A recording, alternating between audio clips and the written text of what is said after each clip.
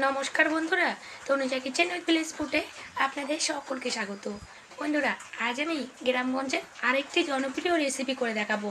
আজ আমি রান্না করব শাপলা ছোট মাছ দিয়ে। শাপলার এই রেসিপিটি খেতে তো দারুণ টেস্টি হয়। আপনারা একদিন যদি বানিয়ে খান তাহলে তো রোজ খেতে চাইবেন। আর যারা যারা গ্রামগঞ্জে আছেন তারা তো চিনবেন, এই শাপলাগুলো কিন্তু পুকুরে বা নদীতে নিজের থেকে হয়ে থাকে। আর এই বর্ষার দিনে তো আমাদের এখানে প্রচুর পরিমাণে শাপলা পাওয়া যায়। দেখুন, এই সাদা শাপলাটা যে আছে এটা নিয়েছি। শাপলা কিন্তু দু রকমের হয়, একটা লাল রঙের হয়, কিন্তু লালটা আমাদের এখানে খায় না। অনেক জায়গাতেই খায় অনেকে, কিন্তু আমাদের এখানে লালটা খায় না, এই সাদাটা খায়। কিন্তু এই সাদা শাপলাটা খেতে দারুণ টেস্টি হয়। আর শাপলা ফুলের কিন্তু বড়াও খাওয়া যায়, আর শাপলার ডাঁটাগুলো রান্না করেও খাওয়া যায়। এই ফুলটাকে তো আমাদের এখানে শাপলা ফুল বলে থাকি। আপনাদের ওখানে যদি অন্য কোনো নাম থাকে তাহলে আমাকে কমেন্টে অবশ্যই জানাবেন। দেখুন, শাপলার ডাঁটাগুলো কিন্তু খুব নরম হয়। আর উপরের যে পাতলা খোসাটা আছে সেটাকে ছাড়িয়ে নিলাম, নিয়ে তারপরে শাপলাগুলোকে কেটে নেব। প্রথমে শাপলাগুলোকে ভালো করে বেছে নিতে হবে। আজকে আমি নদীর টাটকা মাছ দিয়ে পুকুরের এই টাটকা শাপলা রান্না করব।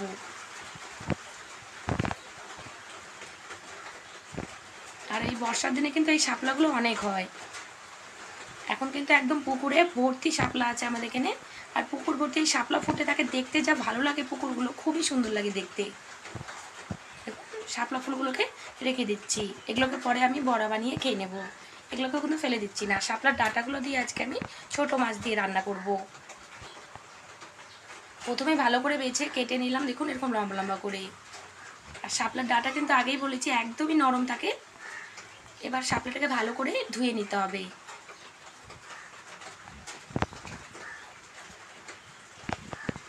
এগুলোকে জল দিয়ে ভালো করে ধুয়ে নিয়ে তারপরে রান্নাটা কীভাবে করছি আপনাদেরকে সেটাও দেখিয়ে দেবো। একদমই সোজা কিন্তু রেসিপিটি বানানো, আর গরম গরম ভাতের সাথে খেতে তো দারুণ টেস্টি হয়। দেখুন, জল থেকে এবার তুলে নেব শাপলাগুলোকে।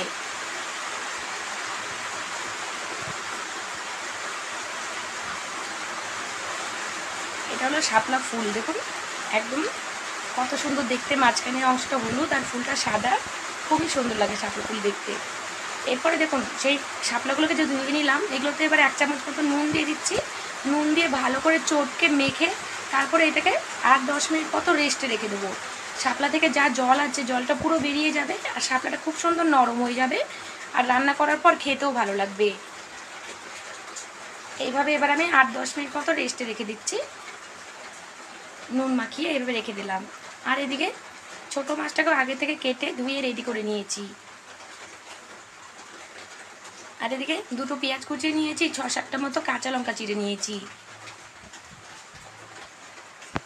এখানে 50 গ্রাম মতো ছোটো মাছ আছে, শাপলাও খুব একটা বেশি নেই। দেখুন, থালা ভর্তি ছিল, নুন মাখিয়ে রাখার পর কিন্তু অনেকটা কমে গেছে। এবার আমি হাত দিয়ে চিপে চিপে জলটা ফেলে দিচ্ছি। এইভাবে জলটা ফেলে দিয়ে শাপলাগুলোকে নিয়ে নেব।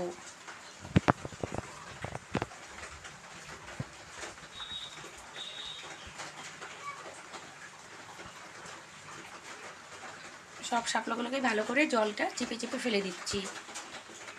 দেখুন কতটা জল বেরিয়েছে শাপলা থেকে, এই জলটা কিন্তু ফেলে দেব। আর এদিকে দেখুন শাপলাগুলোকে রেডি করে নিলাম। এরপরে রান্নাটা কীভাবে করছি সেটাও দেখিয়ে দিচ্ছি। প্রথমে মাছগুলোকে ভেজে নিতে হবে। মাছের মধ্যে দিয়ে দিচ্ছি নুন স্বাদ মতো, আর দিয়ে দিচ্ছি হলুদ গুঁড়ো সামান্য একটু, দিয়ে মাছটাকে ভালো করে মেখে নিয়ে তারপরে কড়াইয়ে তেল দিয়ে মাছগুলোকে ভেজে নেব।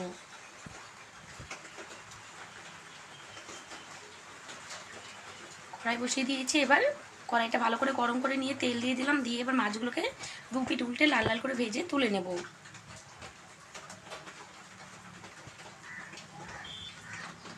বাইরে কিন্তু প্রচণ্ড বৃষ্টি হচ্ছে, বৃষ্টির শব্দ আসছে, সেই জন্য কিন্তু আওয়াজটা খুব একটা ভালো আসছে না। এরপরে দেখুন মাছগুলো ভেজে তুলে নিলাম। কড়াইয়ে 40 গ্রাম মতো সরষের তেল দিয়ে দিয়েছি। এর মধ্যে কুচনো পেঁয়াজ, কাঁচা লঙ্কা চেরা, তারপরে দিয়ে দিলাম 1 টেবিল চামচ মতো কালো জিরে, দিয়ে পেঁয়াজটাকে ভালো করে লাল লাল করে ভেজে নিচ্ছি। এরপরে দিয়ে দিলাম স্বাদ মতো নুন, আর দিয়ে দিচ্ছি সামান্য একটু হলুদ গুঁড়ো, ধরুন 1/2 টেবিল চামচ মতো হলুদ গুঁড়ো দিয়ে দিলাম। আর নুনটা কিন্তু পরিমাণ মতো দিতে হবে, আগে কিন্তু আমি নুন দিয়ে শাপলাগুলোকে মেখে রেখে দিয়েছিলাম, সেজন্য নুনটা পরিমাণ মতো দিতে হবে। এরপরে পেঁয়াজটা ভাজা ভাজা হয়ে গেলে দিয়ে দিলাম শাপলার ডাঁটাগুলো। শাপলার ডাঁটাগুলো দিয়ে এবার এগুলোকে 6-7 মিনিট মতো একটু আমি কষিয়ে নেব ভালো করে। এই রান্নাটা হতে বেশি একটা সময় লাগে না, শাপলা সেদ্ধ হতে খুব টাইম একটা লাগে না, 15-20 মিনিটের মধ্যে কিন্তু রান্নাটা হয়ে যাবে। একটু ঢাকা দিয়ে দিচ্ছি, ঢাকা দিয়ে ভাজা ভাজা করে নিচ্ছি শাপলাটাকে। দেখুন ঢাকনাটা তুলে এবার নেড়ে চেড়ে দিচ্ছি আবার।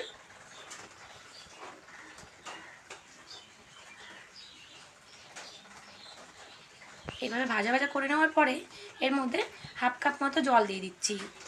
আমি গুঁড়ো মাছ দিচ্ছি বলে জলটা দিলাম, যদি মাছটা না দিতাম তাহলে কিন্তু আর জল ব্যবহার করতাম না, এমনি ভাজা ভাজা হয়ে যেত। 1/2 কাপ মতো জল দিয়ে দিলাম, দিয়ে এবার উপর দিয়ে মাছগুলোকে দিয়ে দিলাম, ভাজা মাছগুলো, তার উপর দিয়ে ধনে পাতা কুচি ছড়িয়ে দিলাম, দিয়ে এবার ঢাকা দিয়ে দিচ্ছি 10-15 মিনিটের জন্য রান্নাটা করে নেব। দেখুন ঢাকনাটা তুলে দেখাচ্ছি, রান্নাটা কিন্তু একদমই হয়ে গেছে। একটু নেড়ে চেড়ে দেবো, আর জলটা যে দিয়েছি জলটাকে পুরো শুকিয়ে নিয়ে কিন্তু নামিয়ে নেব। এখন কিন্তু এগুলো সাইড দিয়ে তেল উঠে আসছে, জল কিন্তু পুরো শুকিয়ে গেছে। আজকের এই শাপলা রেসিপিটি কিন্তু একদমই তৈরি। বন্ধুরা আজকের রেসিপিটি যদি ভালো লেগে থাকে ভিডিওটাতে একটা লাইক করবেন, কমেন্ট করবেন, আমার চ্যানেলটিতে কিন্তু অবশ্যই সাবস্ক্রাইব করবেন। আর আপনারা কারা কারা শাপলা খেতে পছন্দ করেন বা কারা কারা খেয়েছেন আমাকে কমেন্টে অবশ্যই জানাবেন। এই বর্ষার দিনে আমাদের এখানে প্রচুর শাপলা পাওয়া যায়, আর আমাদের বাড়িতে তো এই রেসিপিটি এখন প্রায় দিনই হবে। আমাদের বাড়ির সকলেরই খুবই পছন্দ এই রেসিপিটি। বন্ধুরা আজ আমি আসছি, আপনাদের সাথে আবার দেখা হবে নেক্সট ভিডিওতে। আপনারা সকলেই ভালো থাকবেন, সুস্থ থাকবেন। ধন্যবাদ।